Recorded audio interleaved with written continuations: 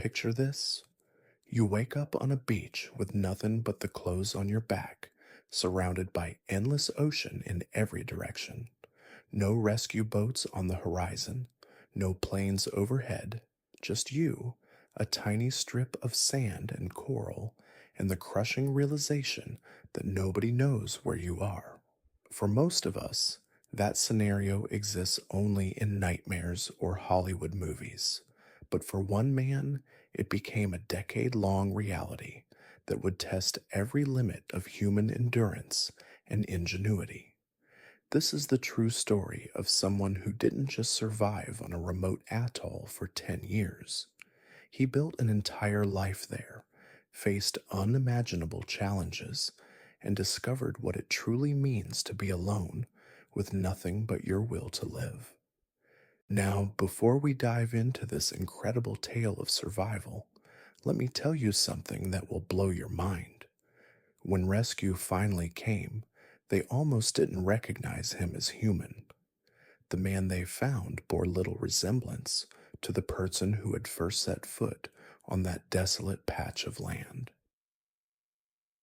His story challenges everything we think we know about the limits of human adaptability, and by the end of this video, you'll understand why survival experts still study his methods today.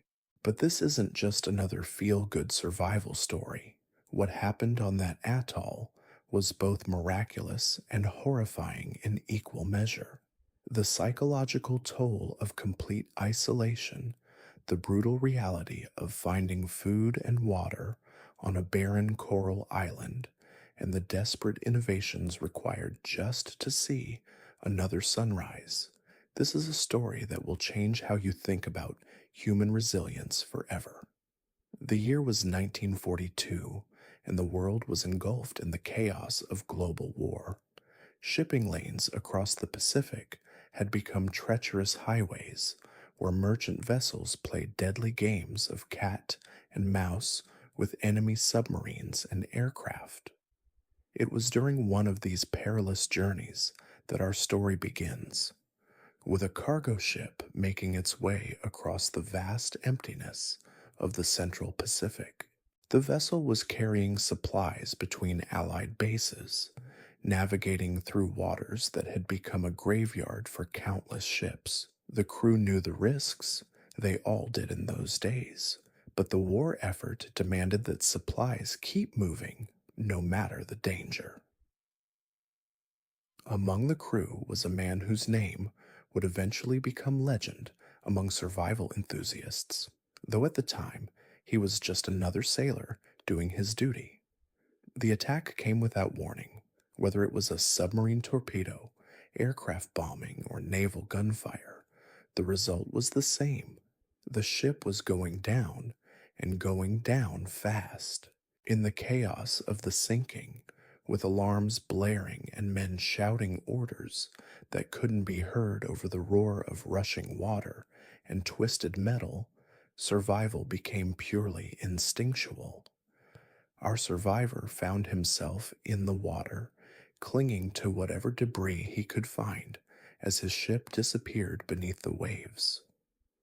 The ocean at night is a terrifying place under the best of circumstances, but in wartime, with the possibility of enemy vessels nearby and no guarantee of rescue, it becomes something altogether more sinister. He floated through that endless darkness, fighting exhaustion and the constant threat of drowning, with nothing but hope and determination keeping him alive. When dawn finally broke, it revealed a sight that would have crushed the spirit of most people. All around him stretched the infinite blue of the Pacific Ocean, with no sign of land, no other survivors, and no indication that help was coming. The sun that had seemed so welcome after the terror of the night now became another enemy, beating down mercilessly as he continued to drift on his makeshift raft of ship debris. For 3 days, he floated in that vast emptiness. 3 days of scorching sun and freezing nights, 3 days of rationing tiny sips of rainwater and fighting off the hallucinations that come with severe dehydration. His lips cracked and bled. His skin blistered and peeled.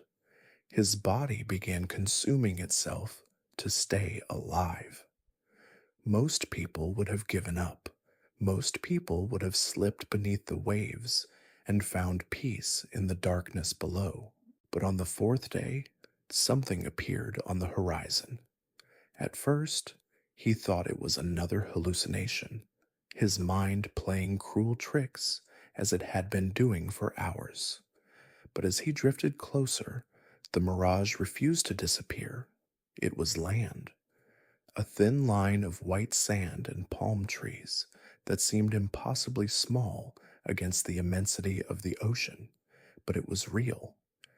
The atoll he had found was barely a mile long and perhaps a few hundred yards at its widest point.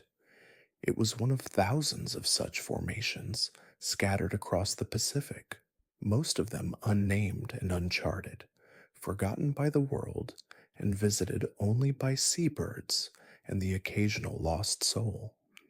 But to our survivor, it might as well have been Manhattan. It was solid ground, and it was salvation. Crawling onto that beach, more dead than alive, he had no idea that this tiny piece of coral and sand would be his home for the next 10 years. He had no way of knowing that rescue ships would pass by without seeing him, that search planes would fly overhead without spotting his desperate signals, or that the war would end and the world would move on while he remained trapped in his own personal purgatory. The first challenge was immediate and brutal: water. The human body can survive weeks without food, but only days without water, and our survivor was already dangerously dehydrated from his time at sea. Fortunately, the recent rains had left small pools of fresh water collected in the coral formations, but these would quickly evaporate under the tropical sun. He realized immediately that water collection and storage would be the difference between life and death. Using pieces of metal salvaged from his makeshift raft, he began fashioning crude containers to catch and store rainwater. Every piece of debris that had helped him survive at sea now became precious raw material for his new life on land.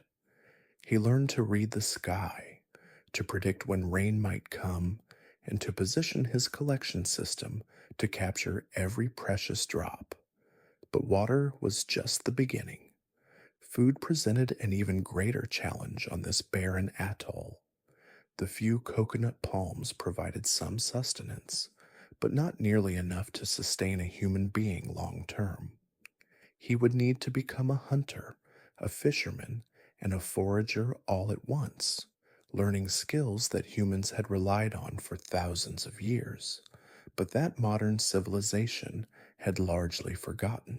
The lagoons surrounding the atoll teemed with fish, but catching them with his bare hands proved nearly impossible.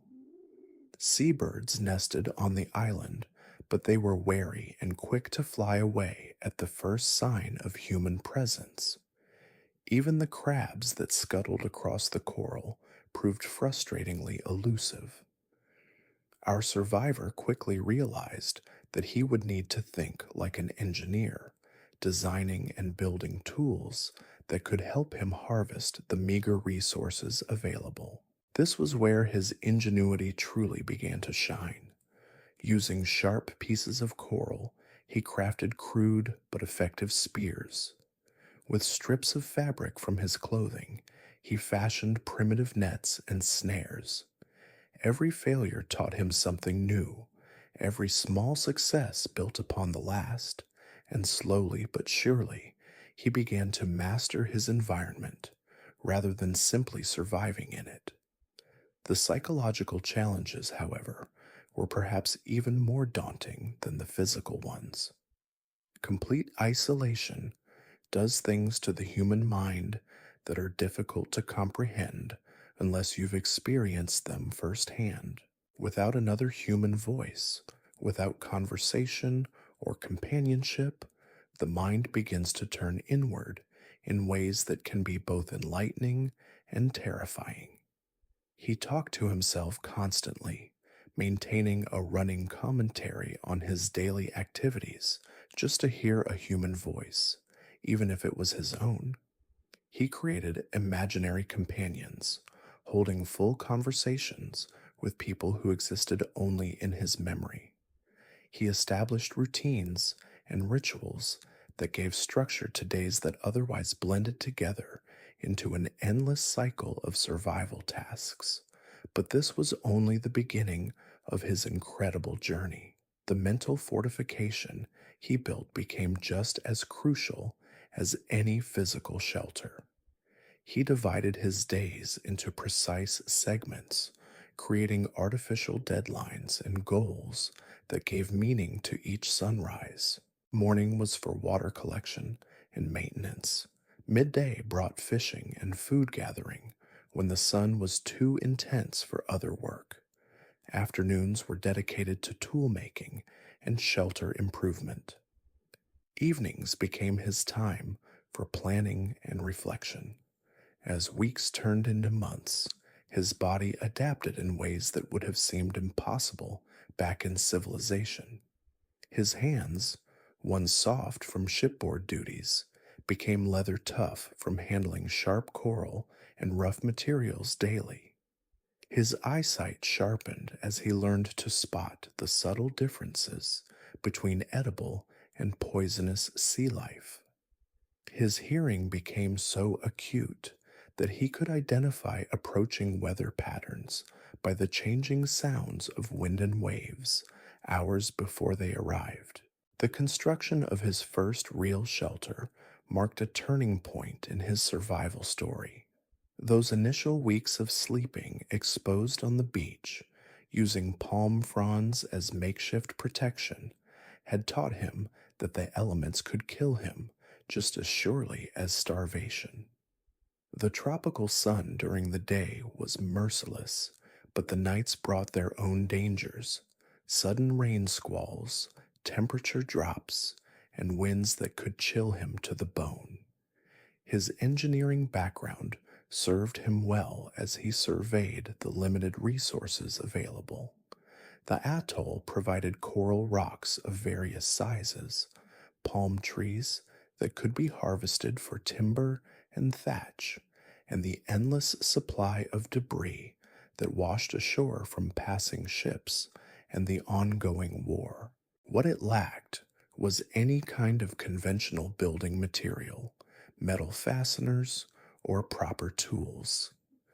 The solution came through painstaking trial and error. He learned to weave palm fronds into waterproof panels, using techniques that probably hadn't changed much since the first Pacific Islanders settled these waters centuries before.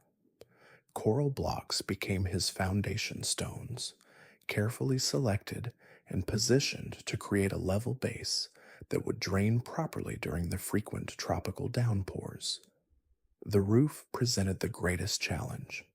Without nails, screws, or rope, he had to devise entirely new methods of joining materials together. Strips of fabric from his deteriorating clothing became his first cordage, but these quickly rotted in the humid environment. The breakthrough came when he discovered how to process certain plant fibers into strong, flexible rope that could withstand the constant moisture and salt air. His completed shelter was modest by any, and most importantly, it was home. For the first time since Standard, perhaps 8 feet by 10 feet, with walls that stood barely 6 feet high. But it was weatherproof, secure washing ashore. He had a space that belonged entirely to him, where he could store his growing collection of tools and supplies, and where he could retreat when the psychological weight of isolation became too much to bear. Food procurement evolved from desperate scavenging to systematic hunting and gathering. The fish in the lagoon followed predictable patterns, and he learned to read these like a naturalist. Certain species fed in shallow water during specific tidal conditions. Others could be found near particular coral formations or in the deeper channels that cut through the reef. His fishing techniques grew increasingly sophisticated. The crude spears of his early days gave way to carefully crafted, multi pronged designs that could pin fast moving fish against the coral bottom. He developed trap systems using woven baskets positioned in tidal pools, allowing the incoming tide to bring fish directly to him while he focused on other survival tasks. Bird hunting required entirely different skills. The seabirds that nested on the atoll were his best source of protein, but they were also incredibly wary of human presence. He spent days observing their behavior patterns, learning when they were most vulnerable and which approach routes would give him the best chance of success. The breakthrough came when he realized he could use the bird's own territorial instincts against them. By positioning himself near nesting areas during breeding season and remaining perfectly still for hours at a time, he could wait for aggressive males to attack what they perceived as an intruder. These attacks brought them within range of his improvised snares and nets. Eggs became a crucial part of his diet, but harvesting them required precise timing. Take them too early in the season, and he would eliminate future generations of birds. Wait too long, and the developing chicks would be too mature to provide proper nutrition. He learned to candle eggs using sunlight, determining their stage of development, before deciding whether to consume them immediately or leave them to hatch and provide future hunting opportunities. Plant foods proved more challenging than expected.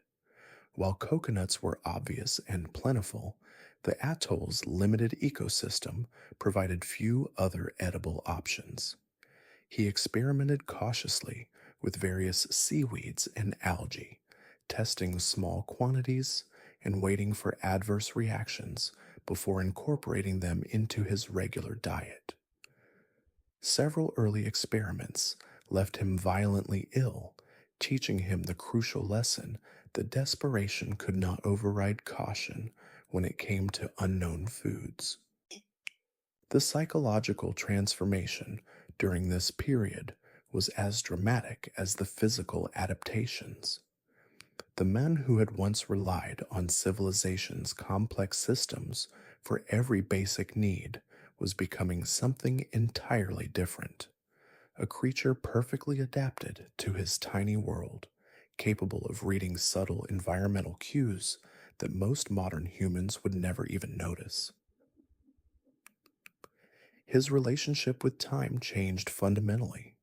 Without clocks, calendars, or any external schedule to maintain, he began measuring days by natural cycles. The phases of the moon became his monthly calendar. The changing positions of stars marked the passage of seasons. The migration patterns of seabirds indicated shifts in weather systems that could affect his survival strategies for weeks to come. But perhaps most remarkably, he began to find moments of genuine contentment in this harsh existence. After the initial terror and desperation faded, replaced by competence and routine, there were sunsets that took his breath away, successful hunts that filled him with primitive satisfaction, and quiet evenings when the simple fact of being alive felt like the greatest accomplishment imaginable. Yet, even as he adapted and thrived, the question of rescue never left his mind. Every passing ship, every distant aircraft, every unusual sound carried the possibility of salvation. He maintained signal fires constantly, collected reflective materials for signaling, and never stopped believing that someday someone would find him. What he couldn't know was that the war raging across the Pacific was making rescue increasingly unlikely with each passing month. The war that had brought him to this desolate place was reshaping the entire Pacific theater in ways that made his rescue increasingly improbable. Military resources were stretched beyond their limits, focused on major strategic operations rather than searching for individual survivors. The shipping lanes that might have brought potential rescuers near his atoll were being rerouted constantly to avoid enemy activity. Even if someone had reported his ship's last known position, the vast search area combined with wartime priorities meant that rescue missions for missing personnel were often delayed indefinitely or abandoned entirely. Meanwhile, his daily existence had settled into patterns that would have seemed impossible during those first desperate weeks. The morning ritual began before dawn, when he would check his water collection systems and assess any storm damage from the previous night. The trade winds that swept across the atoll brought both blessing and curse. They provided the air movement that made the tropical heat bearable, but they also carried salt spray that corroded his equipment and contaminated his fresh water supplies. His tool making skills had evolved far beyond the crude implements of his early survival, using techniques that seemed to emerge from some ancestral memory. He learned to knap pieces of coral and metal into sharp edges that could cut through the toughest materials. A piece of aircraft aluminum that washed ashore became the foundation for an entire workshop of specialized implements: scrapers for cleaning fish, awls for boring holes, and cutting edges sharp enough to perform delicate work on his fishing nets. The discovery of a partially intact wooden crate changed everything. Inside, he found not treasure in the conventional sense, but something far more valuable to his situation: a collection of metal tools that had somehow survived their journey across the Pacific. Rusty and corroded, they still represented a quantum leap in his capabilities. With proper tools, he could undertake construction projects that had been impossible with his improvised equipment. His first major project was ambitious beyond anything he had attempted before. Having observed the tidal patterns for months, he realized that he could construct a fish trap that would work continuously, requiring minimal maintenance while providing a steady food supply. The concept was simple: create a series of channels and barriers that would guide fish into holding areas during high tide, then trap them as the water receded. The execution required every skill he had developed. Coral blocks weighing hundreds of pounds had to be moved and positioned with mathematical precision. The channels needed to be deep enough to function properly, but not so deep that they would drain completely during low tide. The holding pools required careful construction to maintain water circulation while preventing escape routes for the trapped fish.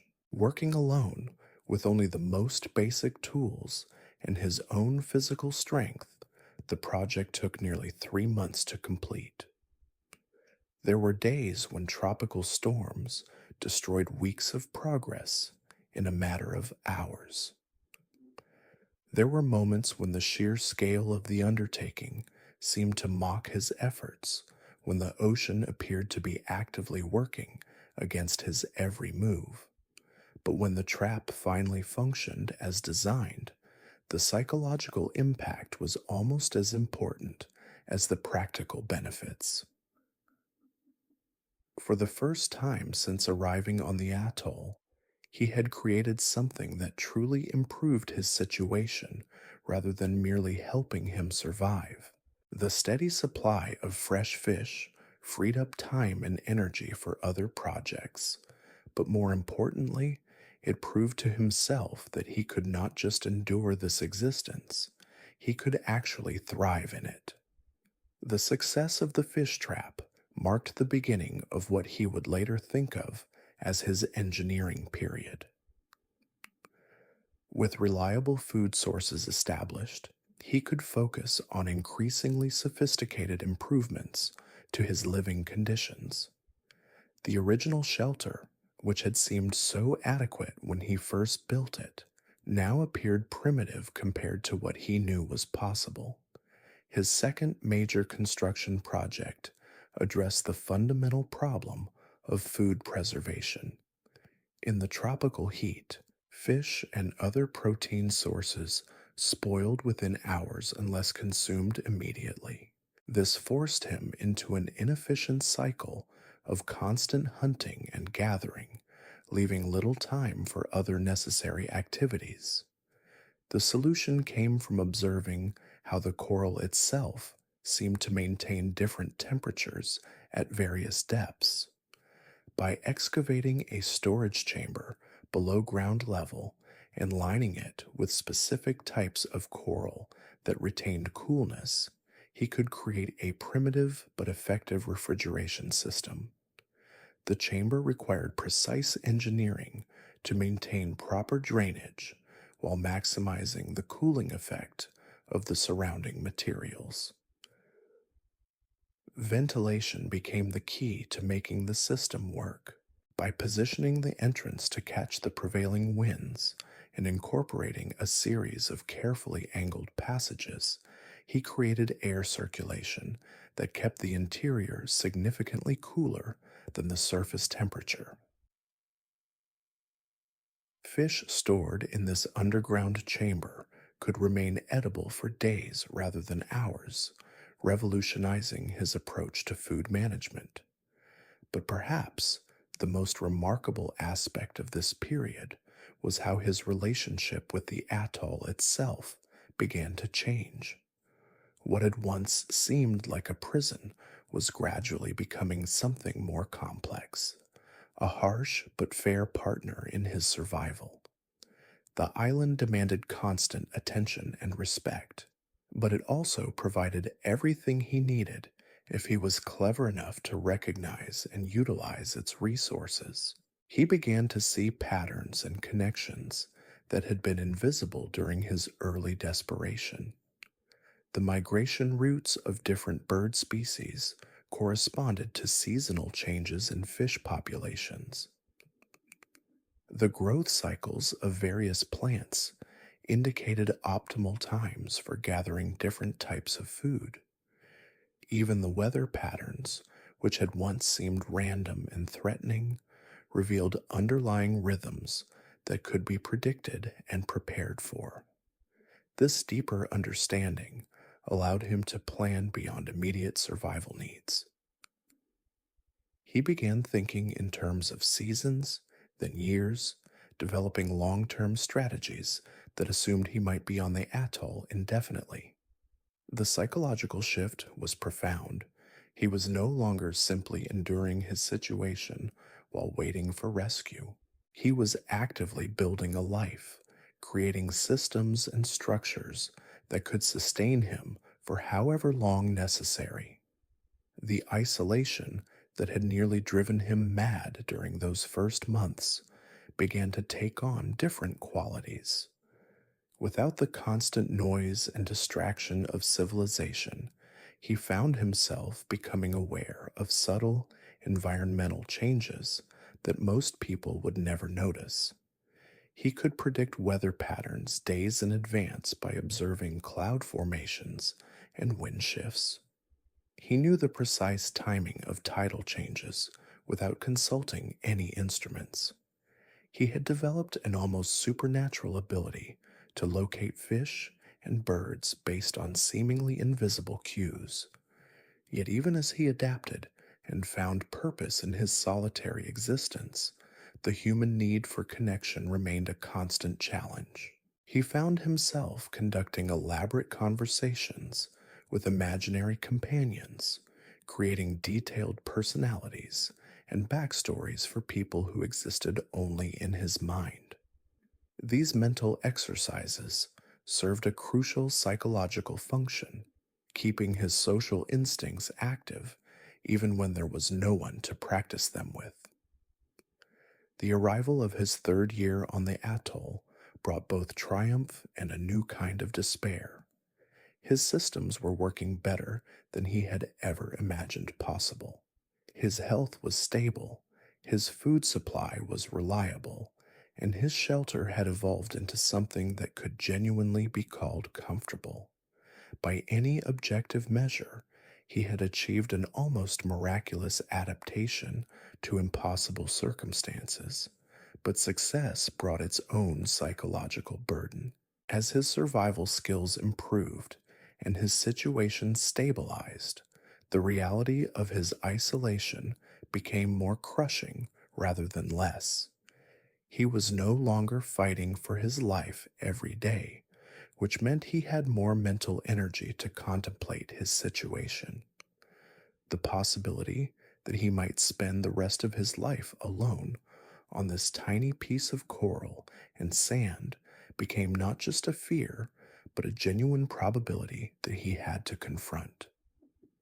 This was when the true test of his character began, not the desperate scramble for survival that had defined his early months, but the much more subtle challenge of maintaining hope and purpose when hope seemed increasingly pointless. The fourth year brought a discovery that would fundamentally alter his understanding of his situation.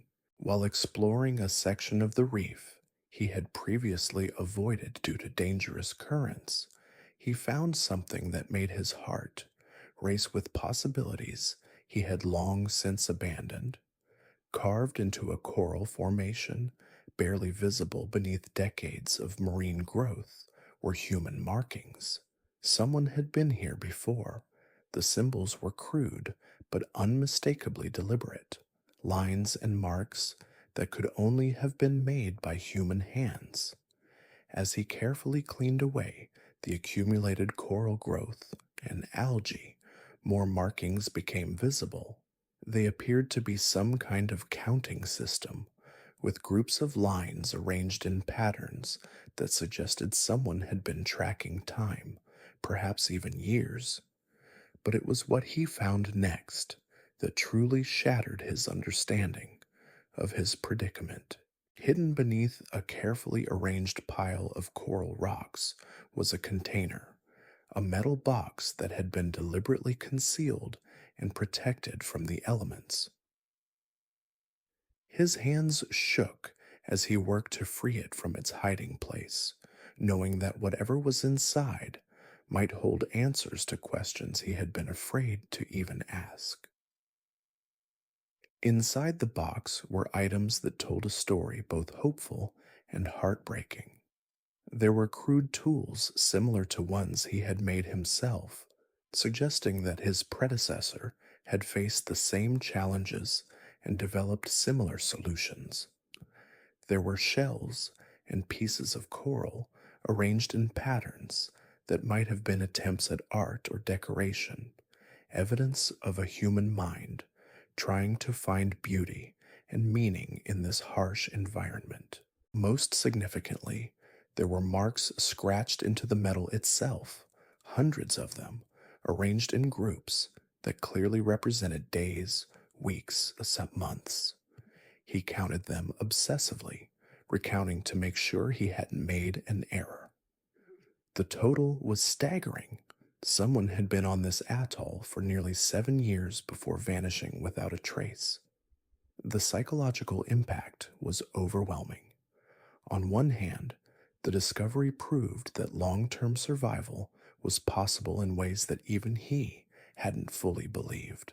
Someone before him had not only survived, but had thrived long enough to create tools, develop systems, and maintain the mental discipline necessary to track time over years. It was validation that his own adaptations and innovations weren't flukes, but rather natural human responses to these impossible circumstances. But the box also raised terrifying questions. What had happened to this previous inhabitant? Had they died of illness or injury? Had they finally been rescued after 7 years? Or had they attempted some desperate escape that ended in death? The fact that their carefully hidden possessions remained undisturbed suggested that their departure had been sudden and unplanned. The most haunting discovery was a single word scratched into the lid of the box: remember. Whether it was a message to himself, a plea to any future discoverer, or simply the desperate cry of someone fighting to maintain their humanity in complete isolation, it became a constant presence in his thoughts. He began searching the atoll with new purpose, looking for other signs of human habitation. What he found painted a picture of someone who had faced the same challenges he had encountered, but who had pushed the boundaries of what was possible even further.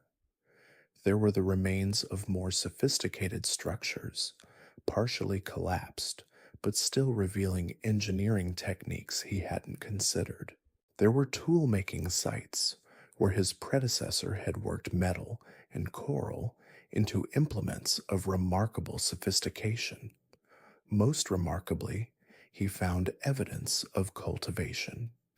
In a protected area near the center of the atoll, there were clear signs that someone had attempted to create a garden of sorts. The soil composition had been modified, drainage channels had been dug, and there were even traces of plants that weren't native to the atoll. The garden had long since returned to its natural state, but the infrastructure remained as testament to human ingenuity and hope. This discovery changed his entire approach to long-term survival. If someone before him had managed to modify the environment itself to create sustainable food sources beyond hunting and gathering, then perhaps his own situation wasn't as fixed as he had assumed. The revelation that the atoll could be shaped and improved rather than simply endured opened possibilities he had never considered. But with these new possibilities came a crushing realization about time itself. If his predecessor had survived 7 years before disappearing, and if he was now entering his 5th year with no sign of rescue, the mathematics were stark. He might be looking at decades on this atoll, not years.